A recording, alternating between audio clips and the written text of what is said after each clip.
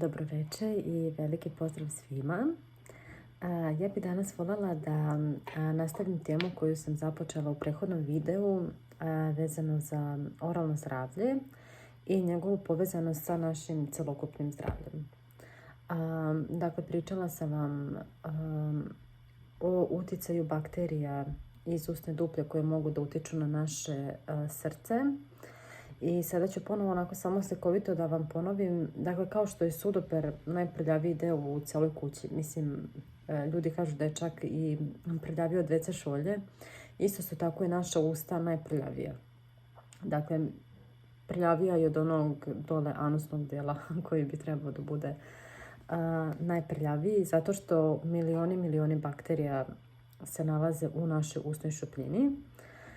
I sada je tu najveći problem kada mi imamo karijes koji je infekcija ili dakle bilo koje oboljenje desni, dakle upale desni, jednostavno naslage na zubima. Dakle, pošto unutar zuba postoji pulpa u kojoj su krvni sudovi toga zuba i onda su oni na vrhu korena, dakle spojeni sa našim sistemskim krvotokom i dakle sve te bakterije iz tog karijesa koje dolaze, dakle sva ta infekcija može da se proširi dakle kroz naš zub u ostale delove našega tela. Pogotovo ako je to stvar, na primjer ako dođete do root kanala, odnosno do lečenja kanala korena ili što bi mi narodski rekli do živca. Ako vam se karijes toliko proširio da je došlo do živca, znači to će se putem krvi jako lako preneti dakle u sve delove našega organizma i istraživanja su već i pokazala da može da dovede i do infarkta miokarda. Međutim, sada vidimo i da je to tesno povezano sa plodnošću.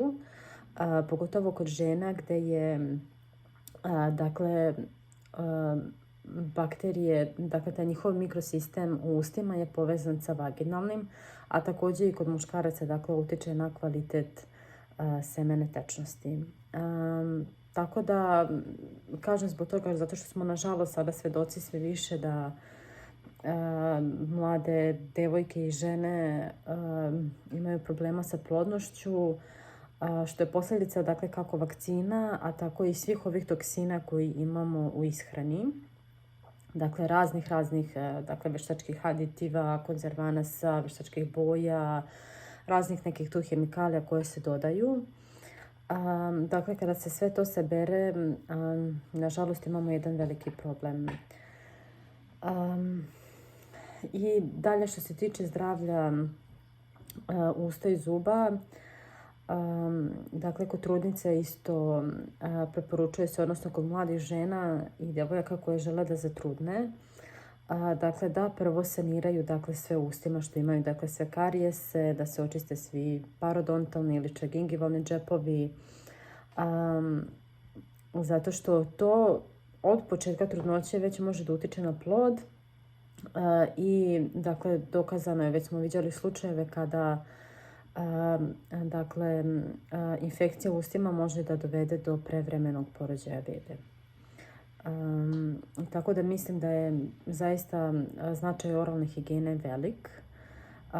I ja ću vam evo sada dati neke savete što se toga tiče.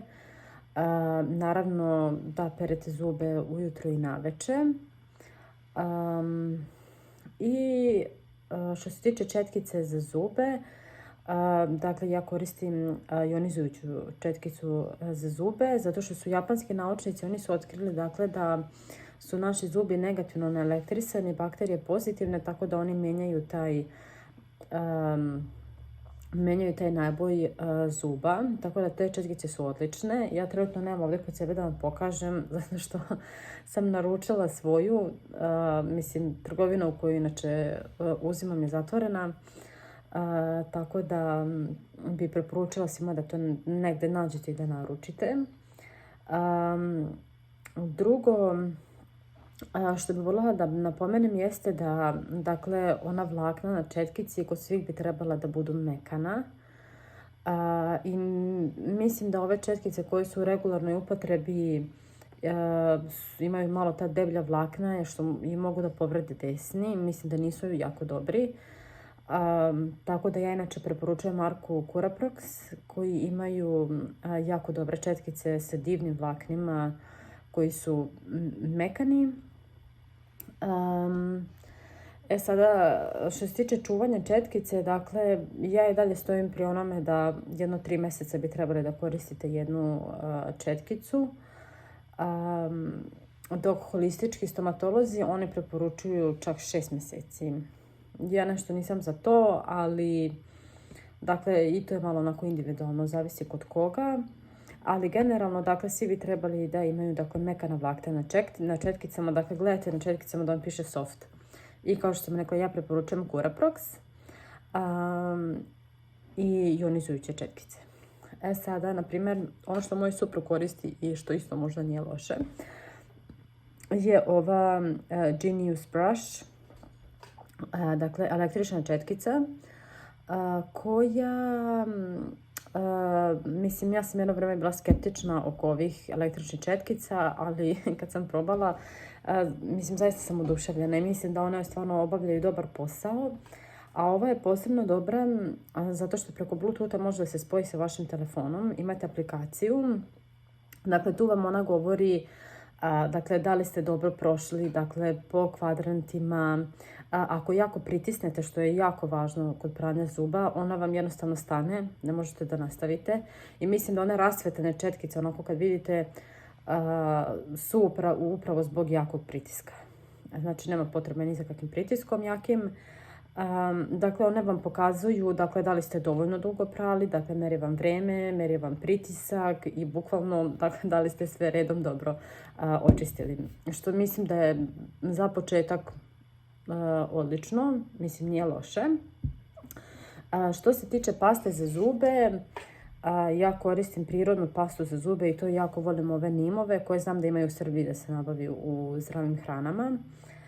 Dakle, koje sadrži, dakle, prirodne, dakle, na biljnoj su bazi i nemaju flora. Sada, dakle, ovdje ja bitku bijem i sa svojim kolegama i sa svima oko flora. Ja i dalje stojim za to da mislim da nema potrebe niti da mala deca žvaću u flor, niti trudnice da se premazuju florom, žvaću flor, niti da se koristi niti da se koristi za zdravlje zuba dece. Znači, ako vi hoćete da vaše dete ima čvršće zube, dakle, dajte mu, odnosno zdrave zube, dajte mu vitamin D3, K2 i problem je rešen. Znači, nikakav flor. Tako da, moja pasta je prirodna, bez flora, preporučujem i za decu. Ima na tržištu da se nađu i dečije paste za zube koje su prirodne i bez flora. I, dakle, ono što bi ja sada rekla, znači, bitno je da operete zube i da tako operene zube mućkate sa vodicom.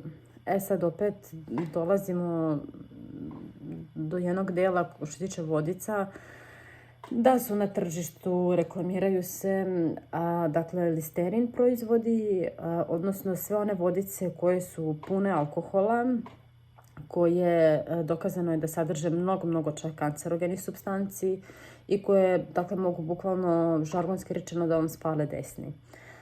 Tako da i ovi stomatolozi u Americi sa kojima ja radim su jako protiv toga i oni također uvijek preporučuju neki biljni mouthwash. Ja ću da vam pokažem, evo ja imam ovako isti brand kao i pastu koji je na bazi bilja. Ali mi sada tu imamo opet jedan veliki trik. Čak i što se tiče ovih biljnih, u njima je problem što sadrže glicerin. A glicerin, dakle, stvara, doduše to je mikroskopski, samo naravno vidljivo, jedan sloj na zubima gdje pljuvačka ne može da dođe, a mi u pljuvački imamo sve one, dakle, pozitivne, dakle, i ione, i dakle, neke ćelije čak imuniteta koje nas brane i štite naš zub od karijesa, tako da ne želimo da sprečimo pljuvačku da dolazi na naš zub. Tako da ja nisam iskreno nešto posebno čak ni za ove prirodne. Dakle, ni za ove prirodne vodice za ispiranje usta i ono što ja volim da radim jeste u stvari ispiranje usta sa uljem. Sa maslinovim uljem. Dakle, uzmete tako neku malu količinu ulja i dakle mućkate. Mislim, maslinovo ulje sam donela, mada mislim da svi znate šta je maslinovo ulje, da nema potrebe da vam sad to nešto posebno pokazujem.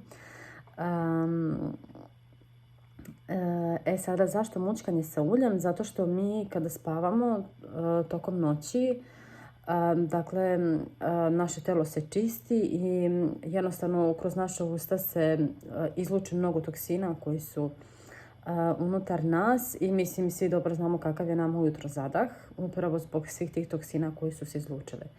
Sada, ako mi mućkamo sa tim nekim vodicama, mi ćemo čisto eliminisati možda taj zadah i nama će biti ok, ali dakle mi nismo uzrok u stvari rešili. Dakle, ti toksini se dalje tu negde kovitlaju, iako ih mi ne osjetimo. Sada jedino ako mućkate sa uljem, dakle, ulje će se vezati za te toksine i na taj način kada ih vi ispljunete, dakle, ti toksini su zaista izašli iz vašeg organizma. Znači, to je jako, jako bitno. I ja vam to zaista preporučujem i mislim da je to najbolja opcija. Sada, jedna druga stvar koju možete da radite je mućkanje. Samo sekundu, ja ću da uzmem, a to je mućkanje sa slanom vodom. Sada to je meni bilo zanimljivo ovdje u Americi, kada sam vidjela da to preporučuju, dakle, nakon hirurških vađenja. Mi svakom pacijentu preporučujemo da on malo ispira zube sa ovako otopinom. Znači, ovo je voda u kojoj je sipano malo soli. Neću sada širim temu na sol, dakle, ne obična sol, ne jodirana.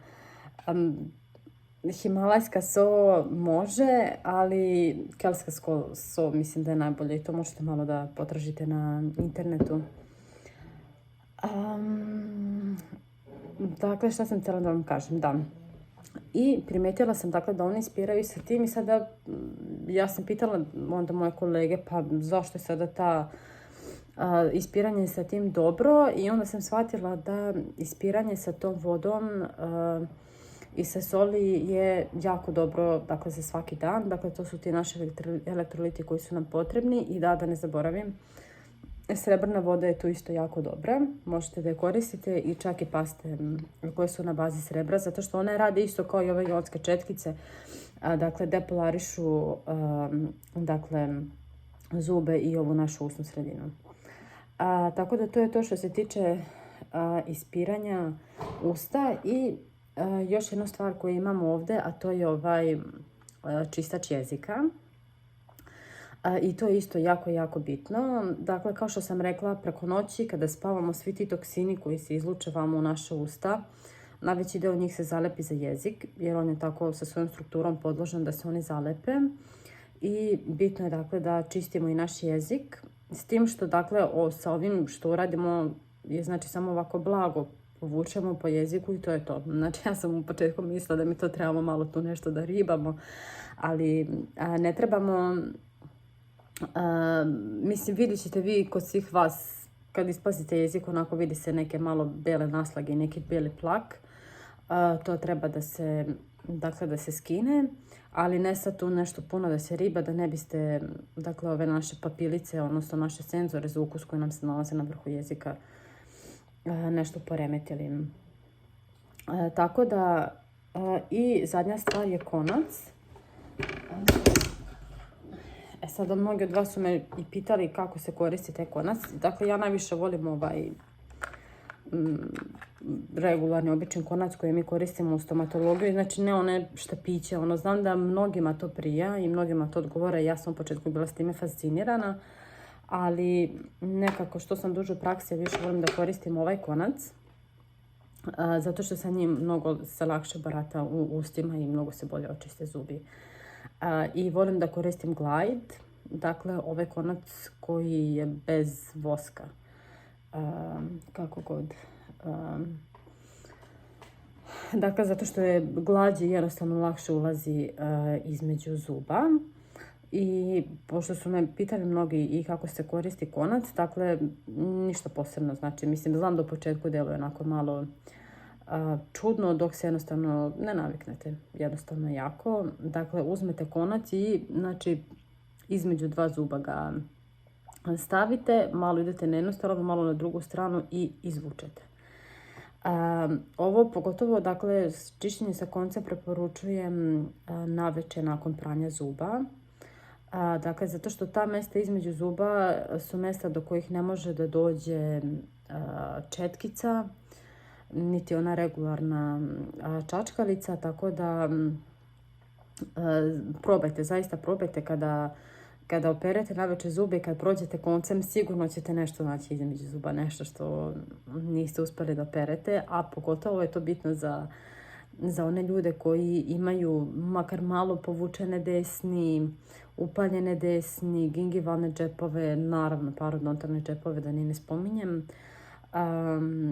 Tako da, velika većina ljudi je bitku sa tim. Znači, svi imamo, evo ja imam nekoliko zuba na kojima su mi malkice povučeni desni i tako da mislim da je ovo manje više generalno za sve. Znači, kao što sam rekla, dakle, pranje zuba, mućkanje, čišćenje jezika i čišćenje sa koncem. Sad, tu je redosled malo je drugačiji, dakle, zavisno da li ispirate sa vodom u kojoj je rastopljena so, to perete nakon pranja zuba, a ako će zamućkati sa uljem, onda to je prvo što uradite.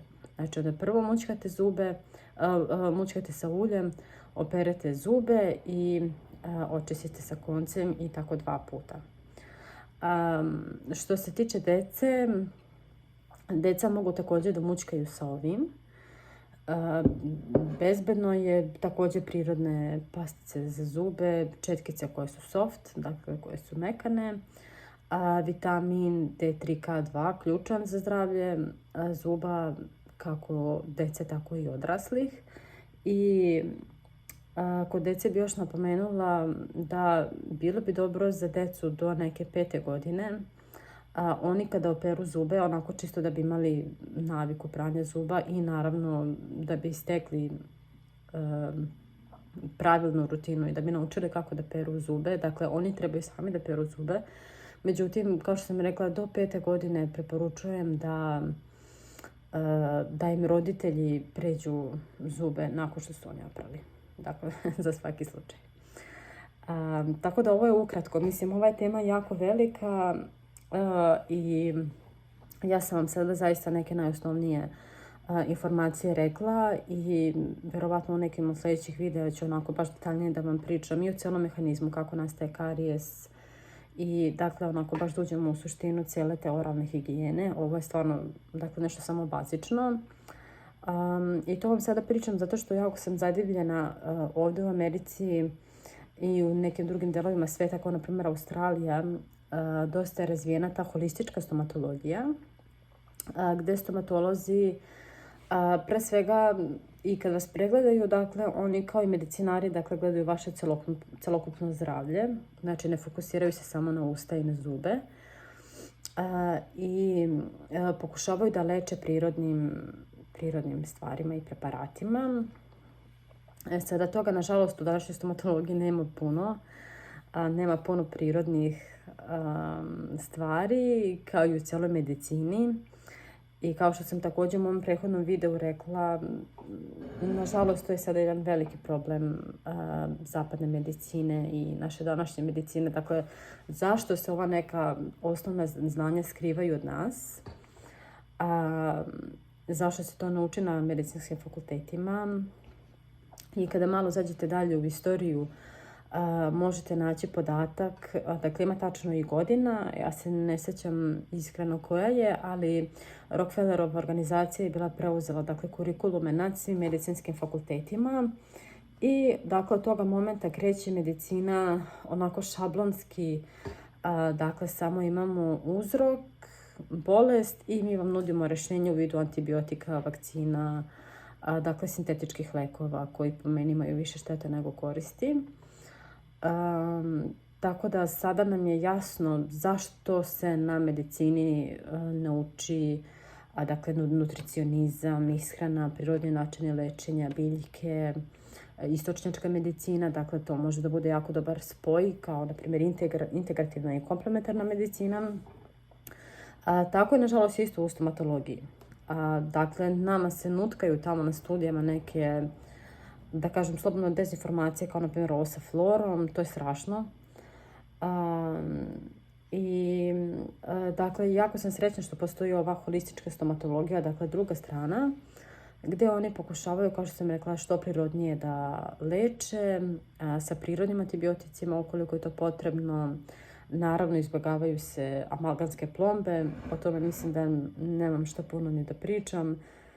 Većina i redovnih stomatologa ih izbjegava, dakle to je živa koja vam se vrti tu po ustima i uopšte nije istina da se ona, mislim, ne odlaže polako na vaše organe. A za sve moje kolege koji treba da rade nekome skidanje amalgamske plombe, pošto u tom momentu, dakle, kad mi brusimo i skidamo tu amalgamsku plombu, dakle, one njene čestice lete svuda naokolo, koje su jako toksične i zabeleženo je kod ženskih stomatologa, dakle, također da se talože na reproduktivnim organima, zbog kojih one imaju posle također neki sterilitet. Dakle, nikako da se to radi bez maski. Ovo je sad za moje kolege. Dakle, obavezno sa maskama i to ja bi preporučila ove čak 3-layer masks. Znači ove koje su sa 3 sloja zaštitne maske. Tako da živa nikako. Svedoci smo da se živa stavlja nažalost i deci u vakcine. Te vakcine više nisu proverene, dakle mnogi kažu mi smo primali vakcine, nama nije ništa. Mi smo primali Torlakove vakcine koje su bile proverene, ove niti su proverene. Mi smo primali neke 2-valentne, 3-valentne, sada se prave 5-valentne, 6-valentne vakcine i to sve mlađe i mlađem uzrastu kojemu nije dovoljno razvijen imunni sistem.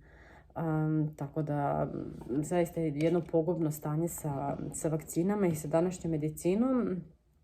I evo, opet sam napravila digresiju, opet sam se ja vratila na ovaj naš tadašnji koronavirus, gdje moram da kažem samo da je ovo po meni jedan jako veliki pad medicine, jako jedan veliki pad nauke, gdje smo dozvolili da tamo neki ljudi, programeri, oni pričaju o medicini, da se reči struke i doktora uopšte nešto ne važe, naučnici se ubijaju, nalaze se, evo, juče ubijen naučnik Kinez u stanu, svome vam u Americi, tako da jednostavno pripazite, dakle, na sebe, na vašu ishranu, na vaše oralno zdravlje, raspitajte se dobro za vakcine koje ako dajete vašoj deci. I ja ću vam se verovatno u nekoj sljedećih formi u kojoj bi voljela da vam se javim. Najverovatnije će to biti ovako preko interneta elektronske knjige, dakle gdje ću najverovatnije da vam pišem, dakle, neke savjete vezano za ishranu, za zdrav način života i za oralno zdravlje. Tako da eto, želim svima laku noć, da ostanete zdravi, srećni i nasmejani i da se čuvate. Ćao, čao.